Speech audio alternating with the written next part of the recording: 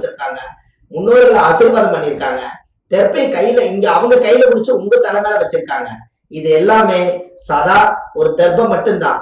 அப்ப முன்னோர்கள் வந்து அவங்க கையில வச்சிருக்காங்க. அப்போ இது எவ்வளவு பெரிய ரகசியம்னு பாத்தீங்களா?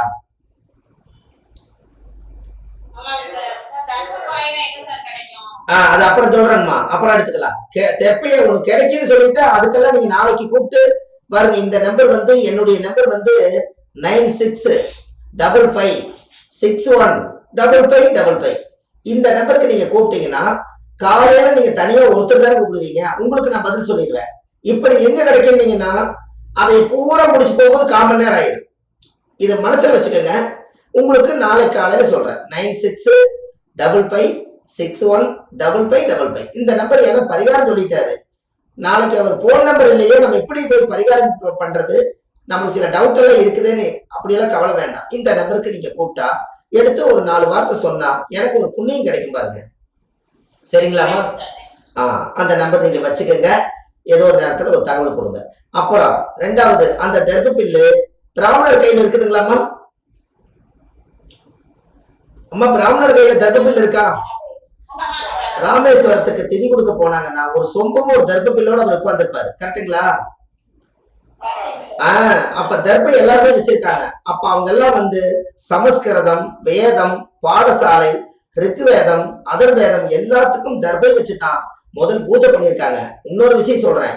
நீங்க வீடு கட்டி புண்ணியர்ஜனம் பண்ணும் போது பிராமணர் முதல் வந்தோடனே உங்களுக்கு ஒண்ணு செய்வாரு, ஞாபகம் இருக்கா? தர்ப்ப பில்லுல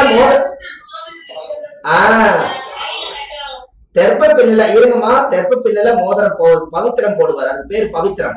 முதல் 2 பேர்த்துக்கு கணவன் மனைவி உட்கார வச்சு மாலை போட்டு பவித்திரம் முதல் தெர்ப்ப பில்ல போடுவார்.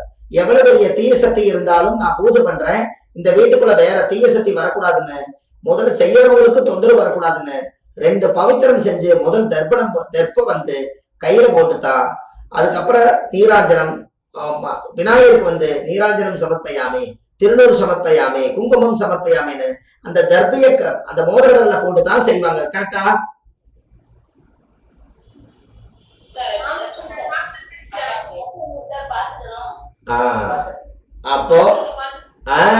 அப்ப இனிமேல் வந்து எல்லா குழந்தைகளுக்குமே 2 தெர்ப்ப பில்லை மட்டும் நீங்க வீட்டுல பூஜை ரூம்ல வைங்க. அந்த வீட்டுல இருக்கிறவங்க மனநிலை பாதிக்கப்பட்டவங்களுக்கு கூட ஞானம் பிறக்கும். எப்படி?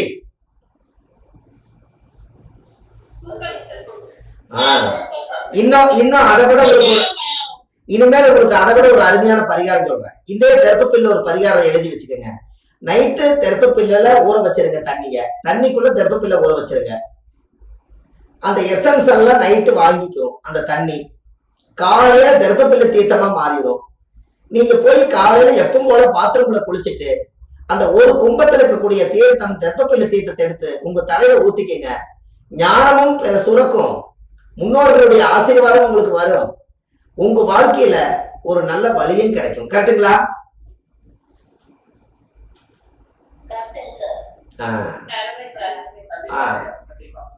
இனிமேல தெர்ப்பையை நீங்க விட மாட்டீங்கன்னு நினைக்கிறேன்.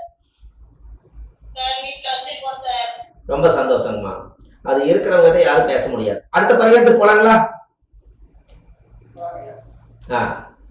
சார், உங்க வீட்டுல தீய சக்தி அதிகமா இருந்தா, உங்களோட வீட்டுல அதிகமான தீய சக்தி இருந்து எங்க வீட்டுல எந்த ஒரு வெளிச்சமும் கிடைக்கல, எங்க வீட்டுல எந்த ஒரு சுபகாரியம் நடக்க மாட்டேங்குது, நானும் கோயிலா போய் எல்லாம் சாமியெல்லாம் கும்பிட்டு பார்த்துட்டேன், என்னன்னே தெரியல, என்ன பாவம் முன்னோர்கள் பண்ணான்னு தெரியல, என் பிள்ளைகளுக்கெல்லாம் ஒரு நல்ல காரியம் நடக்க மாட்டேங்குது, வெளியில என்னால வந்து பதில் சொல்ல முடியல, இப்படியெல்லாம் ஒவ்வொரு தாய் தந்தைகளுக்கும் ஒரு பெரிய ஒரு மனசு அவங்களுக்குள்ள உள்ள உறுத்தலாவே இருக்கும்.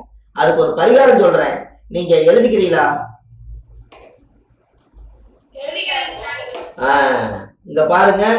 நீங்க வீட்டுல ஒரு பச்சரிசி மாவுல ஒரு ராசி கட்டம், உங்க பூஜை ரூம் பக்கத்துல ராசி கட்டம் ஃபர்ஸ்ட் போடுங்க.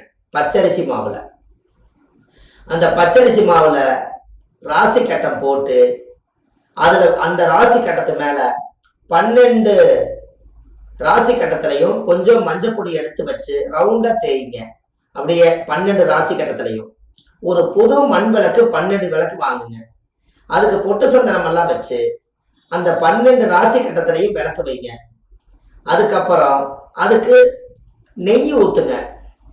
நெய் ஊற்றிட்டு அதில் நீங்கள் என்ன பண்ணுறீங்கன்னா சீரகத்தை நீங்கள் அதுக்குள்ளே போடுங்க.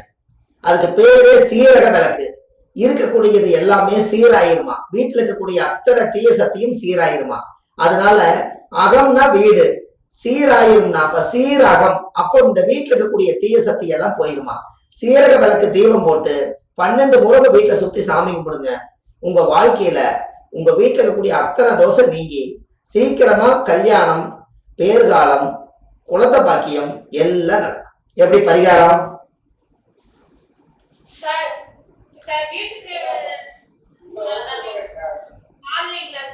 ஆமா, உங்க பூஜை ரூம் எங்க இருந்தாலும் சரி வீட்டுக்குள்ள வச்சு செய்யணும்.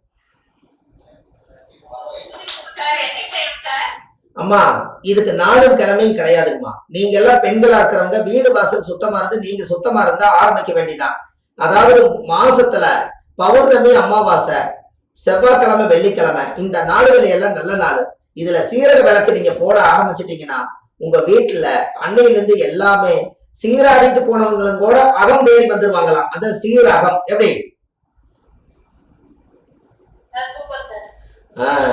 இது போடுங்க, சீரக விளக்கு போடுங்க. நாளைக்கு அமாவாசை. அம்மா நாளைக்கு அமாவாசை கரெக்டா? இன்னைக்கு அமாவாசை தானே? நாளைக்கு காலையிலும் கூட முன்னோர்களையும் நினைச்சிட்டு ஒரு மாக்கோளம் போட்டு ஒரு 12 விளக்கு போடுங்க. 12 நாள் ஒரு நல்ல செய்தி வருது.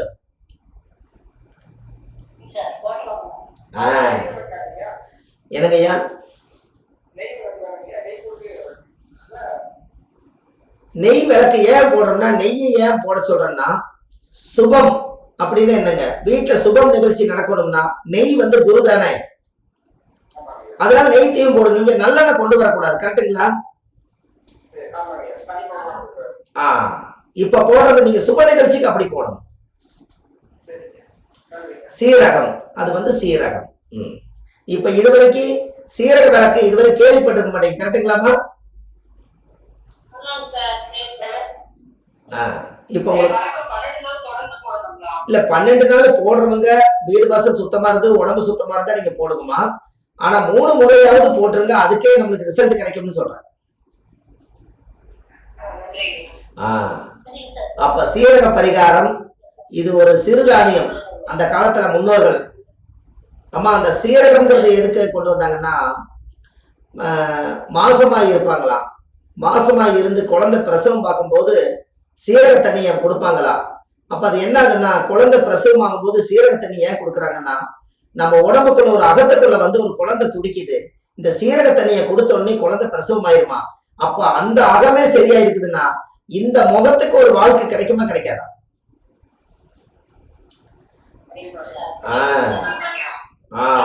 ஆறுங்க, சூப்பரா போடுங்க, ஜம்முன்னு இருக்கு உங்க வாழ்க்கையில. ரைட்டுங்களா?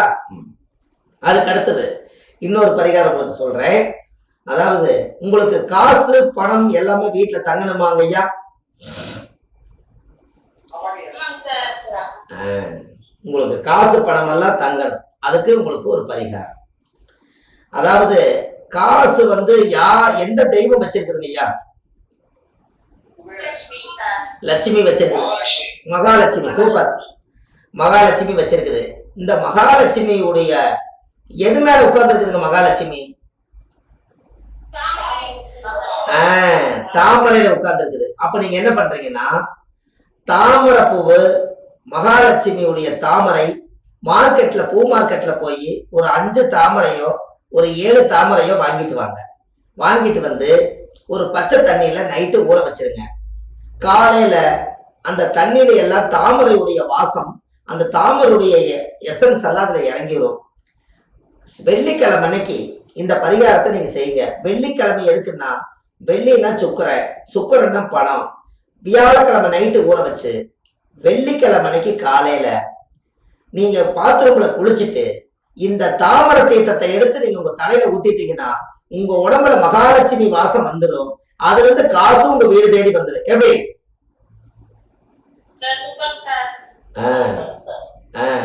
இதெல்லாம் 10 ரூபாய் 20 ரூபாய் பரிகாரம் தான். ஆனா எப்படி வேலை செய்யணும் பாத்தீங்களா? அம்மா அம்மா இதெல்லாம் பக்கத்திலே கை கத்தின இடத்துல இருக்குது. மகாலட்சுமி வாசம் நம்மளுடைய உடம்புல ஒரு துர்வாசம் அடிச்சாலும் கூட தாமரை தீர்த்தமும் கொஞ்சம் பன்னீர் அதுல ஊத்தி காலையில நீங்க குளிச்சீங்கன்னா உங்க உடம்பே நறுமணம் ஆயிரும். உங்க மகாலட்சுமி வாசம் அடிக்கும். நம்மளுக்கு காசு மனம் போல வரும். இதை நீங்க செய்ய செய்ய வீட்டுல காசு எப்போதும் தங்கும். இதை நீங்க செய்யுங்க. உங்க வாழ்க்கையில பணத்துக்கு குறையே வராது. சம்பாரிச்ச உழைச்ச காசு வீட்டுல தங்கும். எப்படி?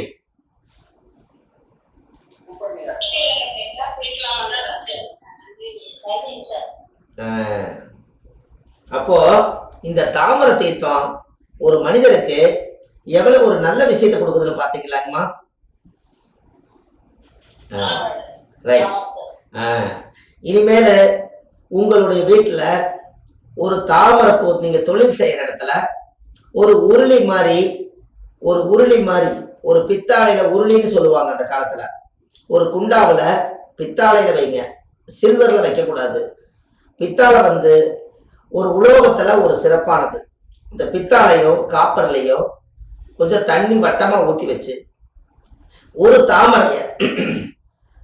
தாமரைய நல்லா மலர வச்சு அந்த தண்ணிக்குள்ள போட்டுருங்க. காலையிலிருந்து பொழுதா வரைக்கும் அந்த தாமரையோட தண்டுல இருந்து அந்த தண்ணி ஒரு எசன்ஸா மாறிடும். அந்த தாமரை எடுத்து தாமரை பூவிலிருந்து தண்ணி எடுத்து நீங்க தொழில் செய்யற இடத்துல தாமரை தீர்த்தத்தை தொழிங்க. பன்னீர் கொஞ்சம் ஊத்தி தொழிங்க. அந்த இடமும் நறுமணமாகும். அங்கேயே தொழில் செய்யற இடத்துலயே காசு சேரும். எப்படி பரிகாரம்?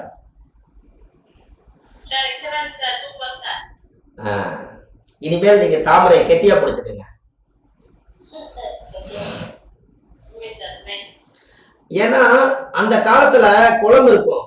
எல்லாரும் குளத்துல போய் தாமரை குளம் ஒரு ஓரத்துல தாமரைகள்லாம் மலர்ந்துருக்கும். இவங்க எல்லாம் போய் பல்லு விளக்கிட்டே போவாங்க. வேப்பங்குச்சியில பல்லு விளக்குவாங்க. அப்படியே விளக்கிட்டு போய் அப்படியே குளத்துல போய் துண்டாவுத்து நீட்டா ஜம்முன்னு குளிச்சுட்டு அதே துண்டுல தோட்டிட்டு அப்படியே ஆனஸ்டா தொழில் செஞ்சாங்க. அவங்களுக்கு அவ்வளோ ஒரு சந்தோஷம், அவ்வளோ ஒரு பவர் அவங்களுக்கு கிடைச்சது. ஏன்? அப்போ அவங்களோட தாமரை தீர்த்தத்துல தினம் தினம் குளிச்சதுனால அன்னைக்கு காசு பணத்துக்கு குறையில்லை, அன்னத்துக்கு குறையில்லை, உழைப்புக்கு குறையில்லை, ஆரோக்கியமா வாழ்ந்தாங்க. எப்படிங்கம்மா? கரெக்டா?